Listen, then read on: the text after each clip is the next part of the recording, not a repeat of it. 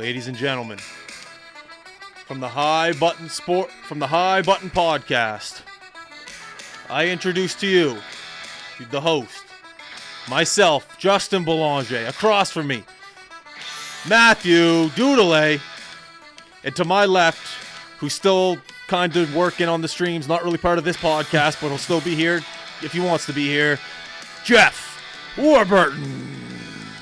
What an intro. The boys are shipping up to Boston to watch Team Canada take on the United States of America for the Four Nations Finals. And I lost my leg. Lost my leg. Even though our flights just got canceled. Air Canada rebooked us for 5 o'clock tomorrow instead, so we're losing a whole day in Boston. But it's okay, because our reservations for dinner aren't until 8:30 tomorrow night, so it's all right. If that doesn't get the blood pumping, I don't know what's gonna.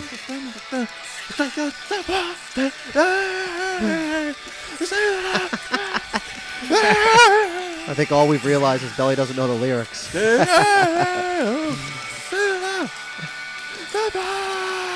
right, it's enough.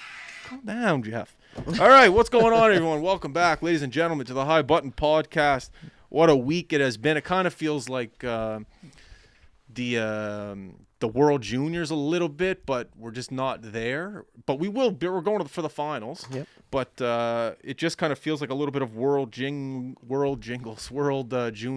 sprinkled into this week. You know, you have that excitement as a kid. You feel passionate. You feel proud to be a Canadian. And it's a lot of excitement. Hell of a morning this morning in the High Button Sports Studio. Should I give the list of things we've had to do before we got to go to Boston tomorrow? Let's hear it, because I'd like to know too. Well, there's some things I can't say. I guess there is some things. So the Myra charity game, I had to make that thumbnail, had to get that ready to go for the website. That's going to be an awesome game. All the proceeds to that game, because it is going to be on pay-per-view, so all the proceeds for the people that buy that game will go back to the Myra family, which is going to be an awesome game, an awesome fundraiser. Chuck a puck, 50-50, so plenty of stuff on Friday night. Spry Field, 7:30. The Max, the Gulls, and the Buccaneers all going to get together and play a charity game. It's going to be awesome. I got to go down. This is one thing I haven't checked off. I got to go down to the bank, take out USD cash for. Let's go. For your kids. For Boston. For kids, yeah. Do we get an allowance? Yeah, definitely. I'll empty the dishwasher today. Make a little extra coin. Check into flights. I did that. But then Air Canada knocked it right back in my face and said, no, psych. You're flying out later. Psych. So technically that's like a half check. Schedule. Jeff, put the camera on Jeff Cohen. How are we doing on the schedule in terms of streams this weekend? 70% of the way there. So that's a 70% check mark done. That's the highest percentage I've ever had. Podcast/edit. So we've just started the podcast, and I haven't started editing at all. So that's like a 3% check mark done. Get to Boston. I can't check that off till tomorrow if I get to check it off.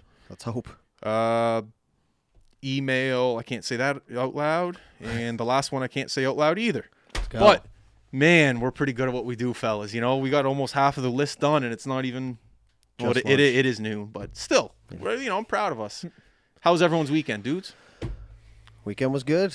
Obviously, sprinkled in with some terrible weather, but we're just kind of in the thick of things, and to sit here and expect no winter weather in Canada would be insane. But really nothing of note other than our standard weekend, except for I went and picked out my wedding ring on the weekend, so that was fun. Can you give us some details? I could, yeah. I'm not going to go gold. That's not for me. I like yours. It looks good on you. You're more of a better dressed man than I am. I went with like a black style ring. I'm also very terrible at keeping my things, so I'll be honest, I went a little cheaper and a little less flashy just for the sake. I'm a guy that uses my hands quite a bit, right? I'm a mucker, but that was less stressful than I thought it was going to be. I also looked at watches, which was super weird. I'm not a watch guy. I don't even know if I could tell the time on it, but I thought that would look pretty snazzy on wedding day. But I mean, other than that, pretty standard weekend, just trying to keep my mind at ease as my inner child starts to come out here for the Four Nations Cup, which is now down to 2 nations. Oh, Canada I see what you did and there. USA. as a hockey fan, it's tough to keep yourself not excited, especially after the game we saw with Canada USA the other day. We won't get into that just yet, but pretty good weekend, man. It feels like we're in the thick of things here. This might be one of our busiest weekends coming up here with the U18 playoffs starting and the other seasons winding down and makeup games and all that stuff. But this is what we signed up for, and this is what we live to do. So pretty good weekend for me. Well said, Jeff. I know you're still kind of working on other stuff, but just tell the people really quick how your weekend was. Busy. Back and forth. Pictou, South Shore, Pictou again. But, the show went on, and that's what matters most. So, yeah. Pictou It County. was all right. Pictou County. Okay, Cohen, let's see the list here that you gave us. Wait, how was your weekend? Oh, yeah. What did you do? See, whenever I don't know. I know you had but you know family what I do? over. I take photos of everything. So when I go back and I look at my photos, then I know what I did that weekend. Okay, yeah. I'm selling the Jetta, so I could pump that. Yeah. If you're looking to buy a 2013 white Volkswagen Jetta, not Jenna. It depends how you look at it. Yeah, how? What? I don't know. Anyways, 176,000 kilometers on it. That's Well maintained. well maintained. I've had the regular checkup maintenance on it. It comes with winter and summer tires. Has a sunroof. Pretty cool car. High button sports game used car. It's a car that kind of got the company started a little bit, like maybe not as much as your car dudes in terms of road trips, but this Jetta has some historic high button sports value. So if you're a fan of high button sports and you want to be if you're looking for a car and you want to be part of tradition or you want to be part of history, this is the car for you. Don't even have to drive it. Yeah, you can just keep it parked and Put it on your shelf. start a museum, charge $20, people come look at the car or something. Like, this is the car. I'm trying to think of anyone famous sat in it. Quake. That'd be about. Quake sat in it. We didn't take Nate for a drive, so No, Nate pulled up in the range. just us, man. Low level. So like a fame. Z level celebrity. But anyways, if you guys are looking for a Jetta, that's what I did. I got nagged all week to post that on Facebook Marketplace, so I did that. That was actually on the list too, not this list, but another list. Mental list. That was 100% checked off. Use your platform, baby. Yeah, my God, yeah. It was my wife's dad's birthday this weekend. Okay. So I went to Costco, picked up a cake. I was told to get a carrot cake. They did not have carrot cake, so I had to get a thing called a tuxedo cake. Way better. Worked just as fine. It was a hit. Took credit for making it, even though I think they saw through my lie. Cat's out of the bag now. Cat's out of the bag. Let me see what else here I got. You had family over. Well, that's what it was. Like my wife's dad's birthday. You went on a salt excursion like you and the rest of the province. Yeah, I went and looked for salt. It was funny. We were at Canadian Tire, and there was a big old pile. Did I tell you this? No, not yet. There was a big. Yes, I did, didn't I? No. So there was a big old bag of pool salt, and there's just like a bunch of dads and me looking at this pool salt, looking at each other, going, "You boys think this would work?" Like, we're all looking at each other, like, who's going to be the first sucker to buy the pool salt so they can put it on their driveway. So we're all on our phones, like, asking ChatGPT, like, is pool salt good on asphalt? Like, everyone's just like questioning each other, yada yada. And then all of a sudden, there's a guy to my right, and he just looks at me, and goes, "Hey, you guys streaming high school provincials this year?" And I was just completely caught me off guard. I was like, I don't know, maybe. We'll Not figure it until I out. get some salt. Not sure exactly, but we did that. Didn't get any salt. I had to chip away, and it's tough because the new driveway, you don't want to like Chip into the you concrete. chip in, and I did mess up, and I chipped away and couple dents. Did someone just walk in? Nope. Yep. Oh, it's Sarah. Hey, chipped into the asphalt a little bit, but that's okay. Paint over it in the summer. To be fair, I had salt and it didn't do shit. So No. it's not much you can do when it's -40 for 3 weeks and the wind's blowing the salt everywhere. I lost a full bag to the wind, so air was nice and clear. Yeah, that's all I got on my phone. I'm pretty sure I might have did a little bit more, but I can't remember right now. Nothing Went of out to dinner significance. Friday night, freezing, Where'd down you by the go? water, lot 6, Oh yeah. right down there by the water, and you're walking up Carmichael, and the wind just gets you. Like, oh, my ear still hurt from how cold that night was. But it was an eventful weekend. Had fun. A lot of streams went well. It was great. We have toques, eh? You can Cover your ears up. I know, but I'm going out for dinner. I don't want to have a toque on. Like I got my hair all done up. Oh, that's true. That never crosses my mind. What do you call My it? I apologies. got my hair gussied up, so I didn't want to chuck a hat on. Too much product. Too much product in there. I had to keep it, but the wind messed it up anyways. Well, you know what they say. It's the wind that gets you. It got me big time. It's still getting me. It got wind burn. The wind was actually crazy on the highway too to Spring Hill, man. Like, this is probably gonna make me look soft, but I had an arm cramp just from holding the steering wheel on the way there. So, I've some self-reflecting there, going maybe I should do some wrist curls or maybe just one in my life, blowing all over the road. But we made her happen, boys, and that's what you do in Canada. We got her done. Well, we're not getting her done. We're in the dog days. Yeah, big time. It's not over. It's winter here till May, pretty much. Do you want to get into it, or do you want to get into what? Well, we got a couple things. So I don't want to get into Vladdy. Is that even a real thing? It is. So he's not. But I just saw something on Twitter that he's still in a Jays uniform. Yeah, he's in a Jays uniform for the next year, but it's the contract. They're trying to extend him. So that's going to be an awkward year if he doesn't extend. He's not gonna extend. No. So then why is he playing for them? Well, it's because it's 1 year left on his contract. They were trying to do it like you can do it a year ahead and avoid everyone else getting a shot at him, so they wouldn't have had to. But now that they didn't get that done, now he goes in next free agency and everyone can go for He's just going to go to the Dodgers for $635 billion.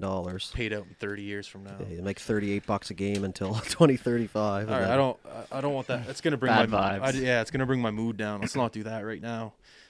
Let's just go Canada, USA, or no, let's go Canada, Finland. You know. Yeah, Jesus. I think we were all on the edge of our seats there for a little bit. Not even. Yeah, at the end. Yeah. The first two periods and even half of the third, you're thinking clear dominance. Mm-hmm. Canada, McDavid, Nate, Sid, and yeah, I was having my coffee and I remembered Nate saying, you called it too, the 2013 Mem Cup thing, but I remember Nate when he came on the podcast that first time, he said that he loved playing in the afternoon and he hated playing late games. And I remember that. Saw the graphic and I was like, that's a great benchmark for my confidence going into this game. And he played great. What do you have? 2 goals, 1 assist? Yeah. I don't know what it is about an afternoon game with that guy, but it worked. So he played awesome. Sid played awesome. McDavid played awesome. Yeah. His goal there was it just proves to you how effective he is. Like he picks that puck up at the blue line and it forces everyone to defend. All 5 guys, they're just like, okay, we got to protect the house now, which created so much space. So your big dogs got to be your big dogs in big moments, and they were in this one. And we can go right to the end where Sid made that play, but crazy game.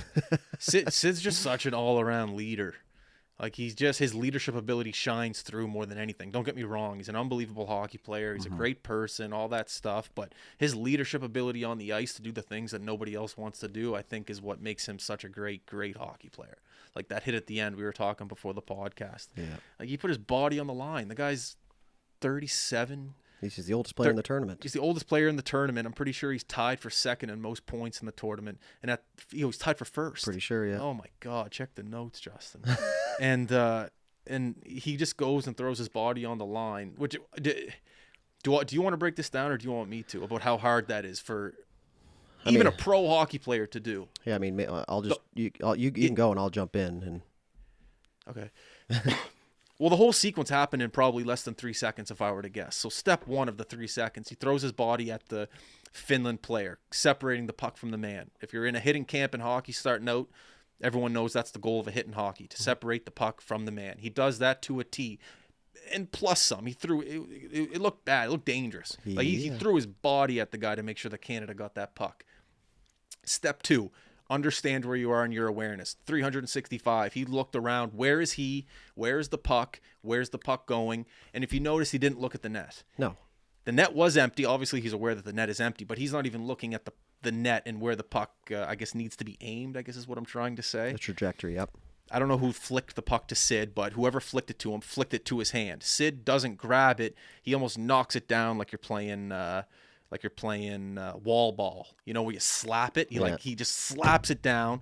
The puck is still bouncing when he slaps it down, cradles it somehow like he has a lacrosse stick in his hand, and just pushes it forward to an empty net to make sure that Canada solidified the win to play the United States of America Thursday night in Boston, Massachusetts.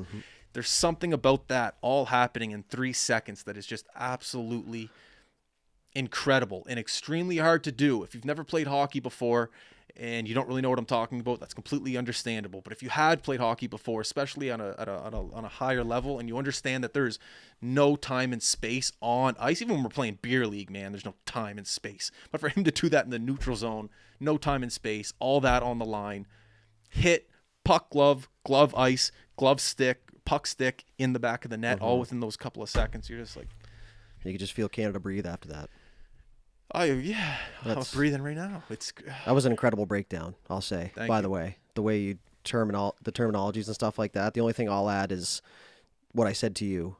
How often have you seen Sid absolutely just run through center ice and throw a hit like that? And I think part of it for him was, obviously I can never know what he's thinking, but in that moment where Finland has all the momentum, I think in his mind he thought separate from puck, but he also thought if I can lay the boom here, that's going to give the momentum back on our side here. You know, that's just a little push back on our side. He also, first thing he said after giving up that puck in the game before that caused the turnover for the game-winning goal, he said that right away in his media availability after. That's accountability. That's leadership, in my opinion.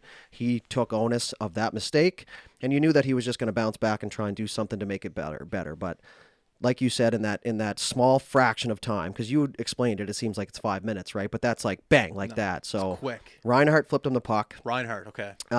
Huge hit. Even you never see Sid do that, but the wherewithal just to go, okay, listen, I have a 50-50 puck here, and my object is to take a hit to make a play here. Worst case, the puck doesn't enter the zone. They don't score, but at least in his mind, I think he's just, I'm on this side of the red line.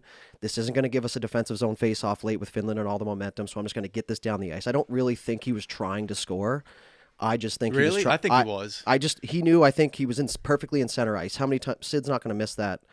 Barely ever. Like if you sat him at center and made him shoot from center, he's barely going to miss. But you could just feel the whole entire nation breathe again after that, including us, man. I felt like us three, we were in communication the whole time. And when things are going well, we tend not to message just because of karma and superstitions and stuff like that. But I felt like I had enough pressure that I was in the game. Yeah, I know. Which is sad. Well, but you got a trip riding on it. You got flights, you got ticket, you got Yeah. a hotel, you got a dinner reservation. Like you got a lot riding on it. So yeah, you feel like you're part of Team Canada. And I'll say this, like as a true hockey fan, and I can sit here and consider myself this, I was fine with watching another country in the final. It didn't sit the greatest with me, but I still wasn't gonna ruin my trip. Is what I'm trying to say. Like these are the best players in the world. You know, this is some of the best hockey that we're ever going to see in our lifetime. So it just makes it that much sweeter now. And how cool is it that the Nova Scotia boys kind of made it happen so that the Nova Scotia boys could go to Boston and watch this? You know, it's just like it kind of has that storyline for us mentally. Obviously, they're not sitting in the rink going, geez, I got to score here so Belly Dudes and Jeff can go to Boston. But, you know, just the Nova Scotia boys getting it done and making us look good as a province. Yeah, we appreciate it, fellas. Thank you very much for making our 2025 so far. Well, it's still 2 months in, but it's going to be a highlight of the year so far. I do just want to say this really quick. In terms of Team Canada is really the only team I'm really watching closely in terms of details. It is insane how aware these guys are of their surroundings at all times, almost to a fault that their head is moving. Like remember when, I keep going back to Sid, but this is every guy on the team. Like when Sid was, when he dropped past to Marner in that first game in overtime. Mm-hmm. If you look at Sid's head. Oh, yeah. Never looked forward once. He knows who's in the top row of the Bell Center. Like he is so aware. And even when Marner has the puck, like their heads are just always moving, almost to a fault that you want to laugh at it. Like you don't need to look. You know, there's some places they're looking like, why is that guy looking there when the play's obviously to the left? But they are so aware of the play, the ice, every single thing in the rink that is happening. They are aware. Their head is moving all the time. Mm-hmm. It is, and I don't know, these are just some things I've noticed about almost every single guy on Team Canada. Yeah. They're just so aware. They're always looking. Are you heading out? Yeah. Okay. It's been real, boys. All right. Thanks, Jeff. See you tomorrow. See you, man. Yeah, a little later start, but we'll be all right. Keep your phone on you, eh? Yeah. You got the camera on him? The guy just doesn't stop, eh? Never. Anyways, I've just been so amazed with how much head movement there is with these guys. And you look at it and you go, there's no point of that. See, about you look at it and you're like, oh, what's he doing? Like looking there, looking here. But then all of a sudden these guys just have an open shot and then they score. Like McDavid's first goal yesterday when he didn't have a shot, so he canceled, he delayed, and then he just did a little swoop and basically just did the same shot but scored. If you look at his head while he's doing that little whoop on the delay, his head's moving 50 times in that 1 second. It's just, it was insane to watch some of these guys' awareness. And I don't know, it's one thing that I've picked up from Team Canada and what they've done so well. They're just, maybe not Team Canada as a whole, but the individuals who are on this team, who are the best players in the world. Yep.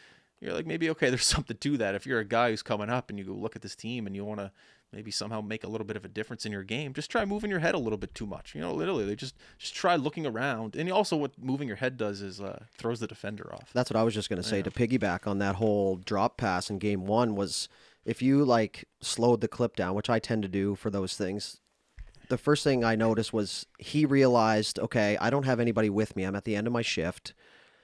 So he was looking around the whole time, but he's also eating ice. If you look at his trajectory on the ice, it's a little bit east, a little bit west, and that's forcing the defenders to look around, because if he's looking around, okay, well, it's Sid coming in, and he could be faking us looking backwards, but he can still attack. So you're forcing the team to defend, push back towards their goal, and once he got them to a spot where he knew where Marner was going to be at full speed, he dropped it back. So now everyone's coming back up to gap up, but guess what they are? They're flat-footed, right? So just by him eating that little bit of ice, this is all my opinion, of course. I'm not a coach or anything like that, but eating ice is forcing the defenders to kind of look around and go, okay, well, what's he seeing? What's he seeing? Because nobody knows what Sid's seeing, right? And then he drops it back to Marner, and he attacks with full speed. And then Marshy made the comment like he almost went offside, but he almost put himself back into the play to like almost be a distraction.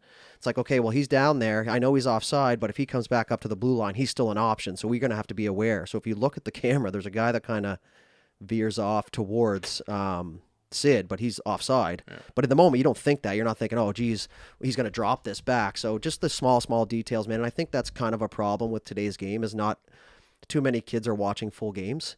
And that's where you find the details, and that's where that's where you see the little tiny things that end up making the big things. It's all fine and dandy to watch them pick the puck up off the top of the circle and rip it top corner, but where did that play develop from? Mm-hmm.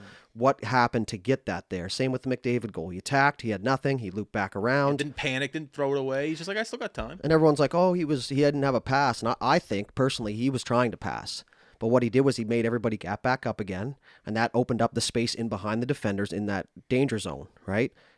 And then he has bodies in front, so worst case, he shoots a low shot. Maybe he definitely was trying to shoot on this particular thing, but it looked like a rebound shot with bodies in front, but it ends up going in, right? So it's just like having your head up and knowing not only where your teammates are, but where your pressure is coming from. And like you can pick up little things just by guys' angles of their skates, the way they're situated on the ice, how they're going to be able to turn. If you looked at that first cutback, the D-man kind of was like, oh shit, and he had to gap back up, which now opened up that space, right? So these guys are just, that's one of my favorite things about watching this stuff. The goals are awesome, the hits, the fights, all that stuff, but man, the details in these guys' game is insane. I find that these tournaments are where the revolution of hockey comes in. This is kind of where the progress of hockey comes, because when you put this is what I said about that the World Cup in Toronto.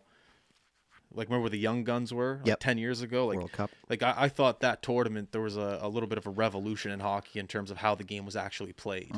And this tournament as well, I feel like that's happening. There's coaches, there's hockey experts, whatever, GMs looking at this tournament and going, okay, where's hockey going to go in the next 10 years? If we have all the best players on the best ice surface playing right now, we can study this and see, okay, where's hockey going to go? And I think there is a little bit of that. And I'm not saying that they're going to reinvent the wheel out there, but there are some tendencies that if you watch the best players play with the best players and also play against the best players, there's going to be new things that are discovered rather than just a regular NHL game where it's some of the best guys versus some of the best guys. Mismatch. Best on best. You could learn so much about the game, and I think where it's going to be going in the next 10 years. And just watching it, seeing it, the speed, it looks Bedard-esque almost, his style, how he's just kind of looks like a World Junior game a little bit. It's that it feels like it's that young generation forming a new game. Definitely. It's just it's so interesting. And I don't have all the answers to what I'm really watching,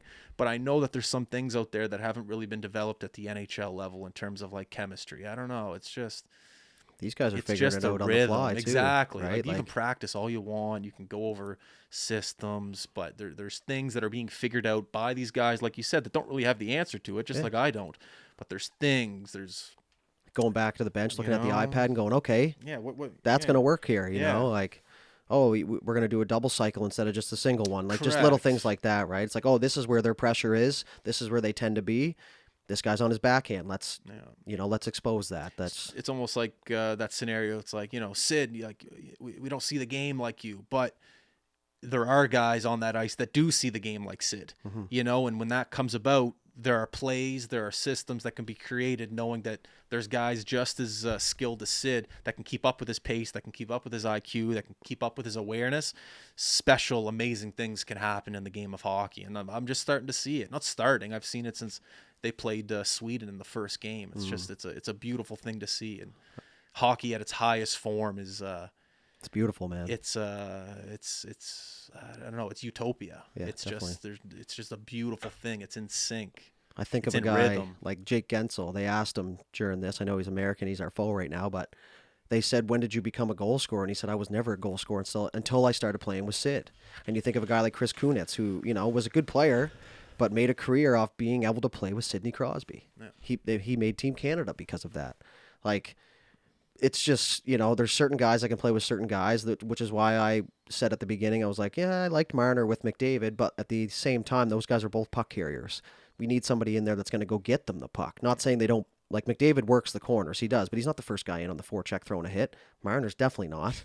You know what I mean? So that's what I liked, maybe Marshy putting up there, but they ended up switching the lines up well enough that they got a puck lugger and they got a puck mucker is what you need on those lines. So it is kind of crazy, though, because these guys, this is what we forget to realize, man, is these guys were only together for like a week. Yeah, that's even crazier to Think about, like, built chemistry Sam already. Bennett and Brad Marchand have the biggest feud in the NHL, one of them, and they're best buddies right now for this tournament. And that's one of the beautiful things about hockey for me, is seeing all these guys who butt heads all their careers come together for a small portion of time and just put it on the line for their country. That's one of the most beautiful things for me. And because we know it, I was a player that was hated, obviously not to that NHL level, but you play with guys you hate and then you get them on your team and you're like, damn, that's great.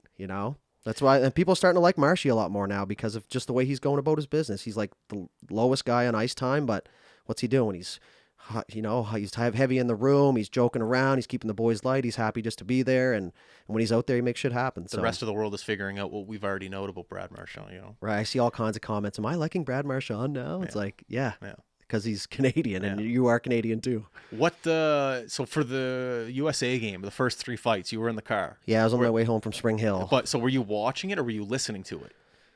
Or nothing? Well, no. So what I did was I took my little stand for my vent out of my car and put it in Lisa's car because that's the one I took. And, I fired the game on. I'm good. I grew up listening to games on the radio. I can visualize where they're at on the ice, everything like that. And you hear the whistle blow like 10 seconds into the stream, and I'm kind of in a spotty, like, service area. So, like, the game's kind of cutting in and out, and I had just got on the road, man, after getting gas when the puck stopped, and then all of a sudden I just, like, peeked over at the screen. I saw 2 gloves on the ground. I'm thinking, oh, boy, like, my immediate thought process was international hockey. These guys are going to be suspended, but then I went, oh, well, it's Kachuk. That's good. He's gone, but it's NHL rules, so you're allowed to fight. So that whole thing kind of got my adrenaline going. I had to pull over. I just picture you, like, punching the roof. Going, I would, like, my text to you were screams because I was shaking my steering wheel. Like, I was like, are you kidding? Like, I'm screaming in my car. If you drove by me, you probably thought I was a lunatic. A little bit of legal activity having the game on during, but I wasn't watching the game because it was kind of shitty out. But water. Keep going. I mean, I was going absolutely bananas because I never once considered that there would be fights.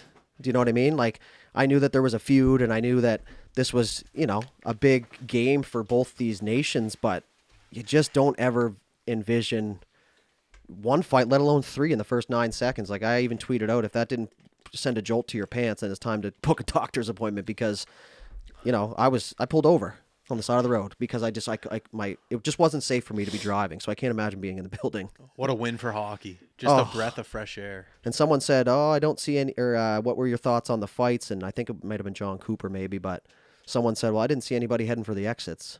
And I think Jeff said this before he left, or maybe it was you, Cohen, but somebody in here said that what a game for hockey. Like, that's true hockey. Fights, hits, hate, love. plays, heartbreak. Like, that's the game of hockey in a nutshell. When you put those 40 players into that 200-foot dome, that's what should come of it. And it was just absolutely crazy. And I think people that weren't hockey fans, like, for example, the NBA All-Star shenanigans were going on, and I bet you people were skipping over that to go watch what was going on, right? If you have to be living under a rock to not know what was up. So I think hockey won as a whole in that day. As much as Canada didn't win, I think hockey kind of got a new light shed on it. Yeah, 100%. It's a win for both teams. Even though Canada lost, it's just a win for hockey. Yeah, big time. There was an unbelievable game. 60-some hits in the game, man. Unbelievable. Like, you barely see 60 in an NHL game. The first 10 minutes of the first period, I was just standing up. It took like 45 minutes. But what can you say? You know, a guy like Hagel, I saw him fight once. Every now and then you got to fight just because. But for him to do that, I knew Sam Bennett and Brady Tkachuk had a little bit of a feud, which is funny because Bennett plays with Matthew Tkachuk. So it's like, you know, that's how crazy these guys are, man. Like, the Tkachuk plays with Bennett. They know that he hates his brother, and then they fight, and they're enemies for that 60 minutes. Yeah. You know, they're probably not texting after the game, but, like, they're just the ability to, like, put your friendships aside or your hate aside for 60 minutes is unbelievable when it comes to the NHL. I heard a great take during that game. I forget who said it. I was watching it with a couple buddies, and they were like, in terms of, like, high emotions, what a setting for Binnington. You know, also playing in the Stanley Cup Finals, high emotion, but right away 3 fights. You know, Binnington, he loves that high emotion. He wears with a heart on his sleeve type of guy. Yep. You know, I'm thinking, okay, if that's going on, 100%, that was a great take. Binnington loves being a part of these games where pride is on the line, emotions are high, hate is on the all that emotion jammed into one hockey game. It's like, oh yeah, Binnington is in this right now. Yeah. You know, so I thought that was a great take. I really thought that. After the fights were done, they started to play. Like, I think the fights were an emotion built up into too much of a ball. It's like, okay, there's too much emotion, something's got to give. Yeah, we got to release. And obviously 1 second in, there was too much emotion. I completely get it. Man, imagine you're a player, all the emotion, everything going into it. How does it feel to play against Canada? How does it feel to play against USA? Like, everything just built up into 1 second. Just exploded in the first 10 seconds of the game with 3 fights. Like, that's what I think those fights were. Just too much emotion. Let's get it out of the way. All right, now let's play hockey. Everything on the outside, too. Yes, exactly. And after those 3 fights, it was a hockey game. It was great, too. It was unbelievable. Yep. It was a great, like, I don't even know if there was too many penalties called after that. It was just pure, beautiful bliss hockey. How do you call penalties after 3 fights? You know what I mean? It's like everything looks clean after that. I will say this, too, about the tournament. Fantastic reffing. Yeah. Fantastic Big Wes reffing. McCauley got in there, too. You know? Just great. Yeah, like letting them play. Letting them play. Let the players decide the outcome. And that's what a good ref is. Yeah, there's not a whole lot of, like, special teams being relied on. You know what I mean? Like, you get a power play, you have a good chance of scoring, right? But I will say this. I'm a diehard Canadian hockey fan, but you got to tip the cap to the Americans in that. They absolutely neutralized Canada's speed. In my opinion, Canada's main attack point is attacking through the neutral zone with speed, zone entry. They shut it down, man. Like, you could see them trying. Even when they dumped it in, the weak side D-man was slotting back. He was going to get the puck, and it was just neutralizing Canada's speed. And if you can't attack with speed with some of the players Canada has, then it's tough, right? It almost got boring. Do you know what I mean? Like, It's like, Jesus. It's like somebody just, like, rip one head high, and they'll get out of the way of the dump. That's what my old man used to tell me to do. But, you know, that's as much as I'll say about the Americans and the positivity. I don't like to be a sore loser. I think as part of Canadians, that's something that we do well at. Tip the cap. You know what I mean? We lost, we get another crack at it, and that's always been the case. I want to switch over to local here. U18 playoff schedule has been set. Yes. Actually, how much time are we at right now? We're at 34. 34, okay. Max Rush, Weeks Mustangs, Steel Valley Wildcats, Islanders versus Cole Harbour Hunters. The stage is set for the first round. Really excited. Had a really good conversation the other day with Paul, the president of the league, about the first year, and we're really happy as well on this side here at High Button Sports, and we're looking forward to the playoff side. We're really excited. We know it's going to be high, energetic hockey.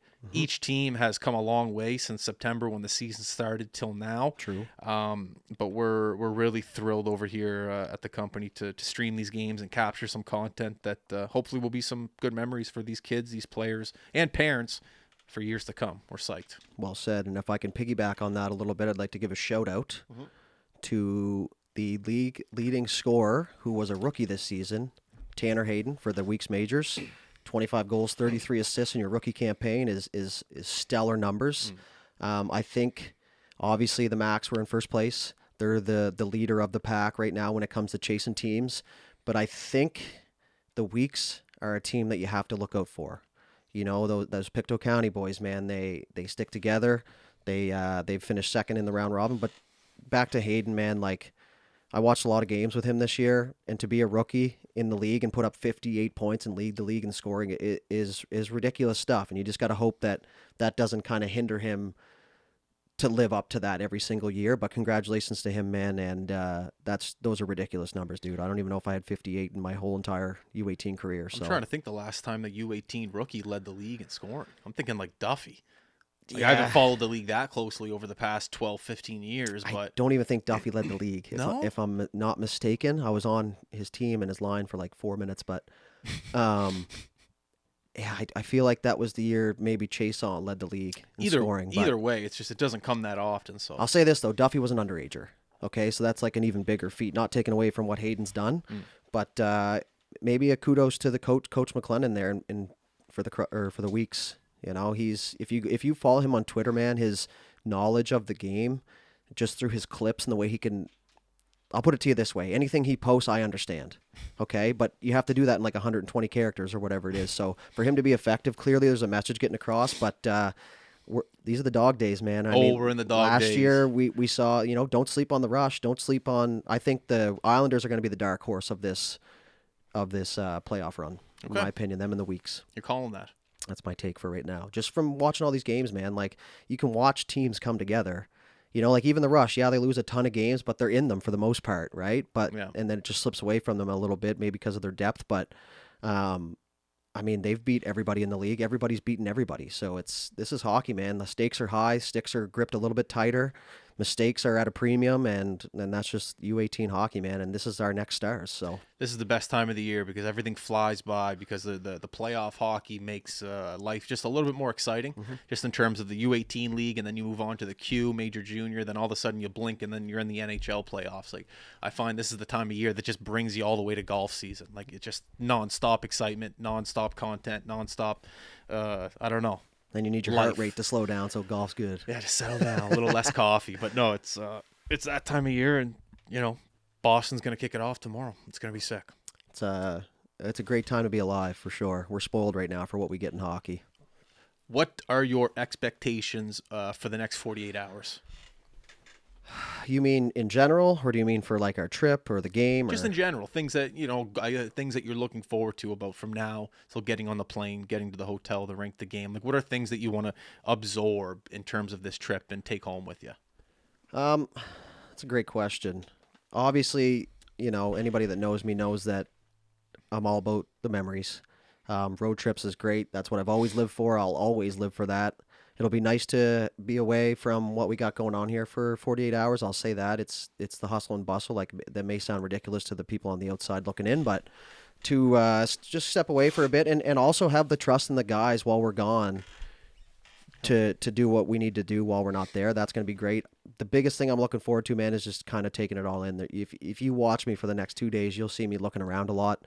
You'll see me kind Just of like the players. Yeah, just like you know, just like dialed in a little bit, because it's not very often you get to take these experiences in. You know, like we're fortunate to be able to do this. World Juniors, same thing. I feel like me personally and you, we took that and we ran with it. For everything it was worth. You know, like I wore my hockey gear to the finals, right? I won't be doing that this time, but you know, I'm just going to take it all in, and I'm going to really try and focus on just like kind of keeping us tight as a group. To be honest with you, to bring back, you know, some good leadership qualities. I'm going to watch Sid, learn about his body language, and bring that back to Halifax for our squad. I like that a lot. That's good. What about you? Just to turn into a kid again. Yes. You know, that's the whole reason I got into this business, was to not take on adult responsibilities. But as the past couple of years have come along with this business, I've had to turn into an adult with all the responsibility and the obligations that I owe. But on little trips like this, you have to remind yourself of why this company was created. It's to have fun, to work hard, to meet great people within the sports entertainment world as well. and I don't know, just let go for a minute. It's hard to explain, but it's really hard to explain unless you're trying to build a company. But you don't get a second off. You know, every single moment of every single day for the past 8 years, my thought process has been towards high button sports. Maybe I've given, when I sleep even, I think of high button sports. It's not healthy. It's obsessive. It's a lot of sacrifice away from family and friends. It is so much. And whenever you do get these opportunities, just to let go for a second and just enjoy the fruits of your labor, I take it, I run with it, I smile, and it's a big moment. I'll use the word appreciation for the work that we've been putting into this company. That's all this trip is to me.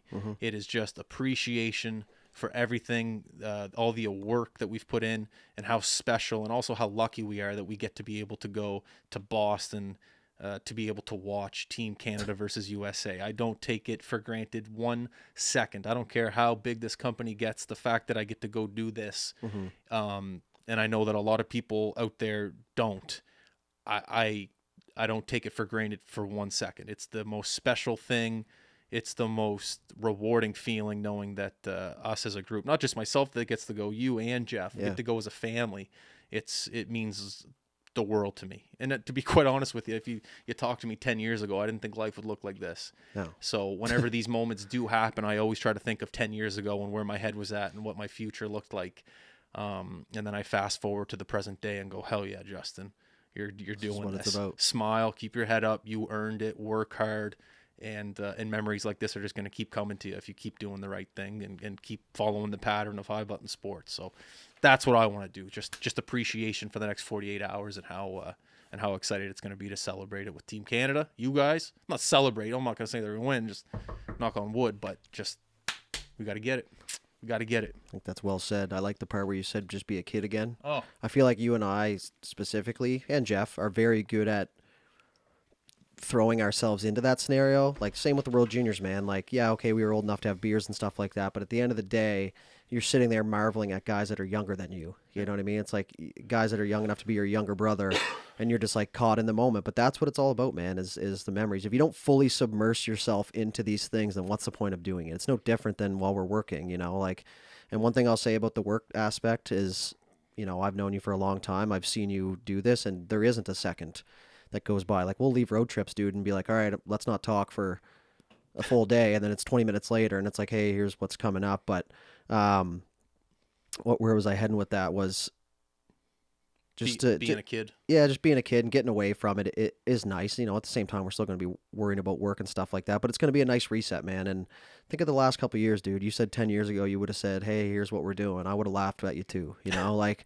first of all, even just working on weekends, that would have been ridiculous to me. Be like, nah, that's my drinking times, right? But we've cut that out of my life. But yeah, the little reset button is good for everybody, man, and you can't sit here and argue that. No, especially going into the playoff season and how things are going to be ramped up. You need a little change of scenery, I guess. Change of scenery is so good for your mental. Yeah. Get out, look at something different, come back, boom, hit the pavement running.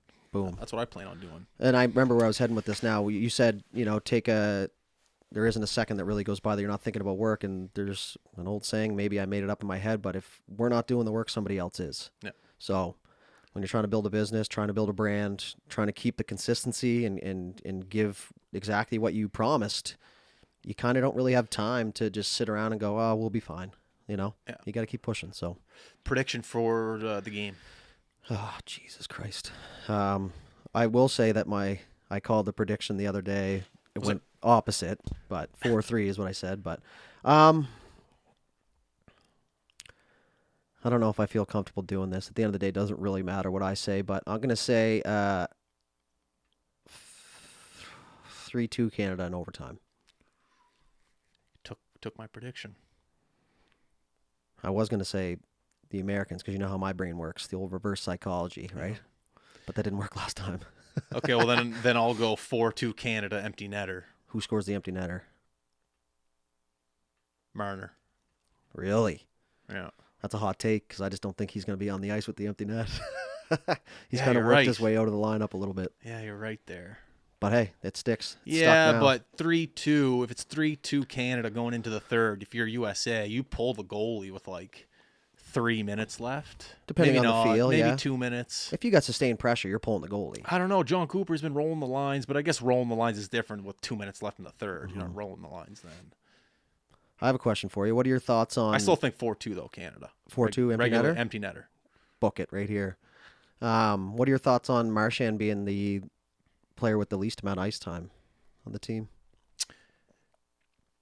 My thoughts on it? Yeah, like they spread it out last game pretty evenly. Everyone was like 12 minutes, but the first couple games, like in the game against the States, Marshy only had like 7 minutes ice, 8 minutes, 23 seconds. Yeah, well, my head automatically goes to the Olympics, and because this is kind of a trial for the Olympics, and I know there's a lot of other guys who are going to be on not a lot of other guys, but this team won't be the team going to Italy. And if Marshy's there, great. If not, that's unfortunate, but you talk about a guy who is going to play the least amount of ice time, and in terms of that person's personality, Marshy's the guy for it. And I think at the end of the day, all Hockey Canada wants in terms of these vets, meaning Sid, Marshy, who also be a vet, Drew Doughty, they want the young guys to see the culture that is being created by these older guys. Yeah. So if you're a young guy right now for Team Canada and you're looking at Marchand playing the least amount of minutes, but coming into the room and having that positive attitude, chirping Sid after that OT, like that mindset of not being upset that I just played 7 minutes and I'm the captain of the Boston Bruins and what the hell, Canada won, but what about the Brad Marchand stock? I lost. He's like that's just not even in his regime, not even in his mind. So I think if you're Team Canada and you're the staff on Team Canada, you're the president, whatever, and you're trying to form a culture, and you look at Brad Marchand and the scenarios that he's been put in and how he's responded, I think you're extremely happy because the young guys are looking at Brad Marchand, extremely influential guy in Hockey Canada and the hockey world, captain of the Boston Bruins, future Hall of Famer, Stanley Cup champion. Literally. You're going, Brad, thank you very much. When you retire, if you want a job in Hockey Canada, you're more than welcome to come on board with us because this is the culture we want to create. This is the type of attitude that we want our young guys to eventually have when they're your age and live on into the sunset knowing that you contributed to got 2 gold medals, I think, with the World Juniors, and he won in the World Cup too. Yeah, he's got multiple medals. I know so that. Hockey Canada loves him. I'm pretty sure. What did Cooper say the other day? They go, his heart's the shape of a maple leaf. I love that quote. Very well Cooper's said. had some really good quotes. Yeah, he's a Sid walking on water like that. Yeah, he's like, don't meet your idols if you know what I mean. Yeah. What about you, Mart? What about your thoughts on Marshy playing the least amount of minutes? I mean, I agree with most of what you said, pretty much all of it actually. And I think at this point in your life, like this isn't Pee Wee AA hockey, right? Like it's tough titties. You didn't play as much minutes, and there's factors involved. There's special teams and stuff. But I will say that when he's out there, he's not the fastest guy on the ice. I don't think he's ever been. But he's out there and he's making shit happen, man. Like, and when they chucked him on the 4th line, I think with Bennett and Konechny maybe. And if you look back at their shifts, they spent 90% of their shifts in the offensive zone. And that's what your 4th line's supposed to do. It's supposed to create energy for your team, create momentum, and give your big dogs time to rest. Do I think he could play a little bit more? Of course. I'm a little bit biased as well with the Nova Scotia thing.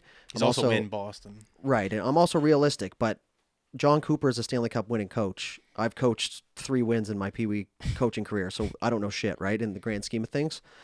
But I agree with what you said, and when those things happen, you do look around because body language is a billboard, man. Like that's one thing I always ask scouts, what are your thoughts on body language? And it's like something we look for a lot in players. When times are tough, how do you react? Like when Sid made that giveaway and they scored, you look at him at the bench, he's not throwing a fit, he's not freaking out, he's thinking in his head, okay, I got to do something here and I got to show this team that I'm a leader and that mistakes are going to happen. It's hockey, man. But I do like the way Brad Marchand's been carrying himself. I always think of the quote, I'll fill the water bottles all week if I have to, and that's pretty much honing in on his character, in my opinion. There's a reason you don't get to be the captain of the Boston Bruins by being a scumbag. You just don't. Maybe he plays like a scumbag sometimes, which I love, but it's just that's leadership, man. And a lot of people make the mistake of thinking leadership is just the guy with the C on his jersey or the guy that scores all the goals, and it's just not. When you're in a tight scenario like this in a short period of time, you need to rely on your leaders, and I think he's been doing a great job of that. Yeah, well said. Yeah. Making us look good, man. The Nova Scotia boys. Like, how many times during the broadcast did you hear the Sportsnet guys just going, Nova Scotia again, just, Brought what to a you by thought, Nova brought to you, Scotia. that assist and that goal brought to you by Nova Scotia. They don't even say, like, Sid Nate. Like, they just go, this is a hell of a tournament for Nova Scotia. And, like, I think over the past 10 years that this province might have taken that for granted a little bit. Yeah. Like, when those guys are out of the game, What when are are we you gonna going be to, doing? then what? No, I'm sure, there might be another Sid or Nate coming up through, Brad coming up through. I don't know. But I think we just take it for granted how many times you hear Nova Scotia. Ron McLean was talking about Nova Scotia for like 2 minutes on the broadcast the other day. It's just, I don't know. This is a special, special, special time in hockey Nova Scotia history, and I don't think that we should take it for granted because who knows when it'll happen again. Well, that's what I said earlier in the tournament. I said there has never been a Canada roster that's featured 3 Nova Scotians, let alone more than one, other than maybe the World Juniors with Dixon and Sid that year. Yeah. And there may never be again. So, like, for us to sit here and just go, oh, yeah, it's pretty cool. It's good for business. Insane. It's great for business. Definitely is. Because it just gives us something a little extra to go after, right? There's no people from New Brunswick other than the staff. There's no PEI. There's no Newfoundland. Like, it's at one point we were unknown, Nova Scotia in the hockey world, right? So there you go. And they're always like, oh, it's brought to you by Nova Scotia, this goal. So, yeah, it's been fun, and I'm definitely not taking it for granted. And I do see a lot of people online from here going, listen, let's appreciate this while it's happening. Let's not just look past, Sid playing on the team or these guys playing together. Let's cherish the moment. So to be in the building, and I'll say this, Belly, I've never been to a Canada-USA final. We got to see them in the round robin at the World Juniors, but it was Czechia that was in the final. So, like, these two nations, how many times have you watched the World Junior final against the States and you couldn't stand America, you know what I mean, just because you're Canadian. So this will be a very, very, very cool experience for me as a hockey fan. Yeah, it'll be up there. Yeah, definitely. Top 3 for sure. And then we get to come back to the heated playoffs here, and maybe that doesn't mean as much to everybody else, but it means a lot to us. Definitely. So, all right. We'll actually. Well, how much time are we at? We're at 52. 52. Yeah. How are you doing that? I have no idea, man. It's the only thing I can ever predict. It's pretty good. I'm just trying to think. Is there anything else we want to promote before we sign off here?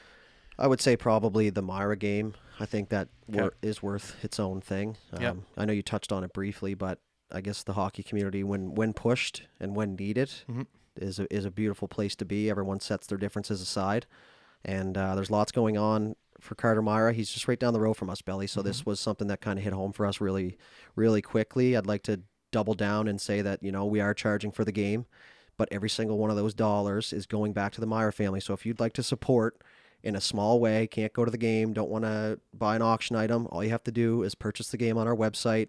That $10, that $11 is going right to the Myra family. So, you can feel good about donating. Their canteen there, I think it's called Ritzy's Corner, maybe something like that. Great food, whatever it is called, like the chicken nuggets, the poutine, the fries.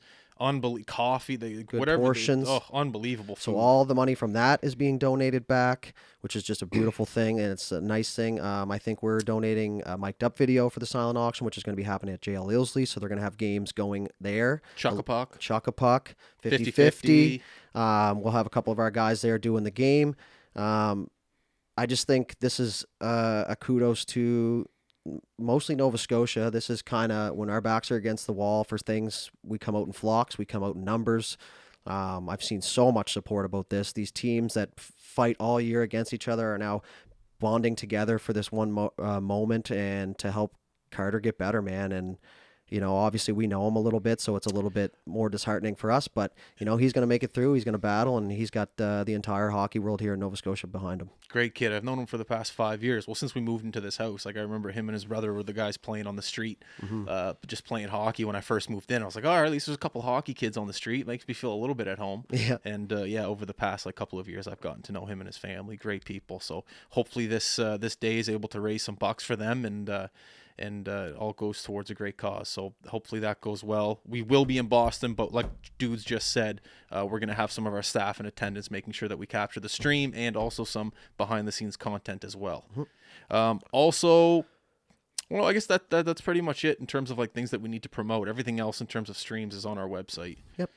So it's going to be good. The next 48 hours, a lot of exciting stuff coming your way. Make sure to stick close to all of our social media channels, Instagram, Facebook, Twitter, YouTube, TikTok, TikTok, iTunes, Shopify, SoundCloud. But yeah, it's gonna be great. Stick close, have fun, work hard, stay safe. Let's do this, baby. Go Canada. Let's do this. Should have looked up the lyrics.